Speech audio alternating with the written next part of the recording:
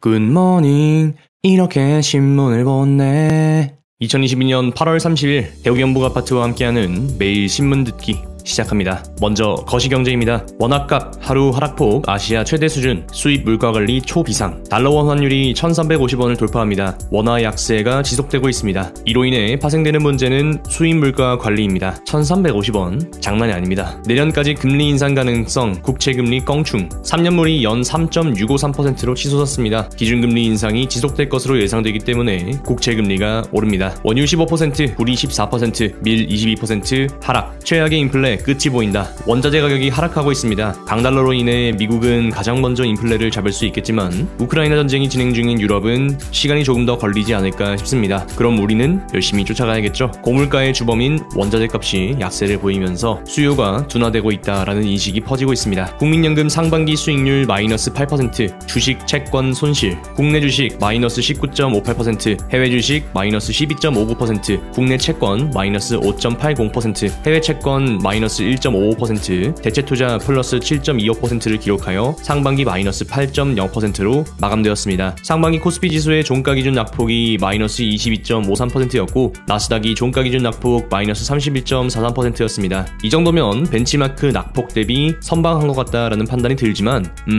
그 무슨 느낌인지 아시죠? 괜히 속 쓰린 그런 거. 내년 건강보험료율 1.49% 인상, 직장가입자 6.99%에서 7.09%, 건보료가 1.49% 인상됩니다. 국민건강보험이 있는 우리나라는 좋은 나라입니다. 물론 좋은 것과 건보료 인상은 별개지만요. 문재인 정부 월성원전 조작, 경제성 15분의 1로 줄였다. 한국경제의 단독 기사입니다. 이렇게까지 해서 원전을 조기 폐쇄했어야 했을까요? 씁쓸한 기사입니다. 핵심 내용은 경제성이 3,427억 원이었는데 224억으로 판매 단가와 이익 전망치를 뚝 떠들여서 꽤 맞췄다라는 이야기입니다. 나 혼자 산다 서울 반년 만에 45,000 가구 늘었다. 서울은 1인 가구의 증가폭이 크네요. 1인 가구라고 해서 모두 청년층은 아니겠죠? 고령 1인 가구도 있을 겁니다. 이런 노인 고립 문제는 갈수록 커질 것으로 예상이 되네요. 코인 주식 안 하고도 10억 벌었다. 초등생도 80대도 뛰어든 이것. 초등생도 80대도 뛰어들면 10억을 벌 수 있는 건 아니겠지만 10억을 번 사람들을 초대해서 인터뷰를 땄습니다. 이건 바로 이모티콘입니다. 디지털로 감정을 표현하고 공감을 얻는 직업, 이모티콘 작가. 본질을 얼마나 잘 담아내느냐, 그것이 중요한 것입니다. 부업으로 시도해보는 분들 계시죠? 손님들 눈치 안 보고 편해. 2030의 인기 폭발한 고깃집 비결은? 사실 고기 그림이 예뻐서 무의식이 클릭했습니다. 인건비 상승으로 이제 무인 고깃집까지 등장했습니다. 키오스크가 익숙해져가는 현실입니다. 나, 너,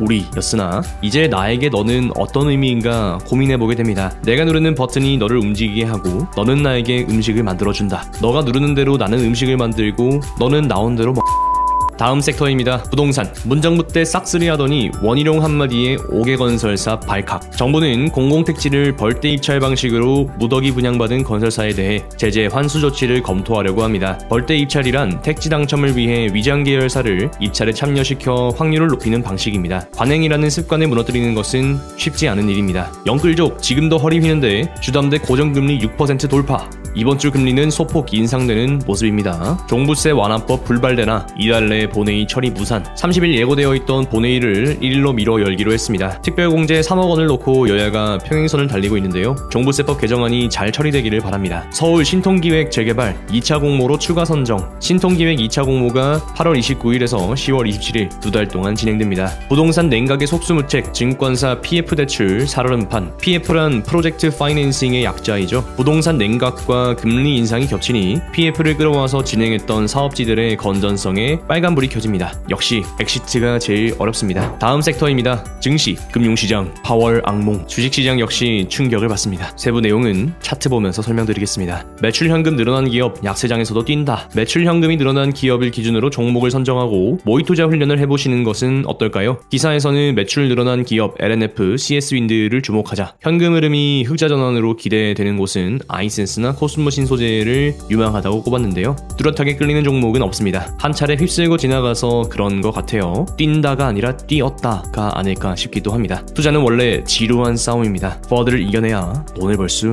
있습니다. 반도체 바닥론 솔솔, 투자 매력 더 커졌다. 역시 가격이 저렴해지면 비유도 바뀌고 그럽니다. 하방에서 바치는 것은 뭐다? 인플레이션이다. 시간이 흐르면 재고는 해소되기 마련이니까요. 충분히 저렴해진 가격을 메리트로 느낄 수 있을 것 같습니다. 다음으로 증시 차트 보면서 마무리하겠습니다. 지난 월요일 코스피는 마이너스 2.18%, 코스닥은 마이너스 2.81% 하락했고요. 현재 주가의 위치는 직전 저점을 하회한 위치라고 보시면 되겠습니다. 추가적인 하방이 온다면 2400 초반, 2300 후반 선도 각오해야 할 것으로 생각이 됩니다. 낙폭은 코스닥에서 조금 더 컸습니다. 씁쓸하군요. 다음으로 미국 증시입니다. 나스닥은 마이너스 0.96%, S&P는 마이너스 0.67%, 다우존스는 마이너스 0.57% 기록하면서 어제에 비해서는 낙폭을 조금 줄이는 모습을 보여주고 있습니다. 나스닥의 경우에는 도지 캔들 나오면서 매수와 매도의 압력이 같아지는 위치를 보여주고 있는데요. 현재 이 위치는 조금 애매한 위치이긴 합니다. 다음으로 비트코인입니다. 어제 음봉을 덮는 양봉이 등장하면서 작은 반전을 보여주고 있는 모습 확인할 수 있습니다. 그렇지만 2700달러 이상 넘어가야 본격적으로 의미가 생길 것으로 기대되기 때문에 아직까지는 발바닥 언저리가 아니겠는가 생각해봅니다.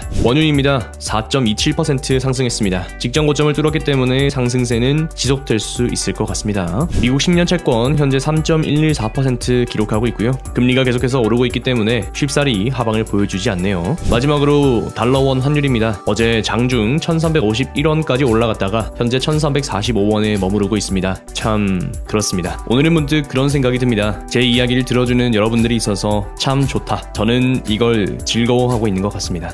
여러분은 어떤 걸 할 때 즐거우신가요? 오늘 하루 즐겁고 행복한 그런 하루 만들어 가시길 진심으로 기원합니다.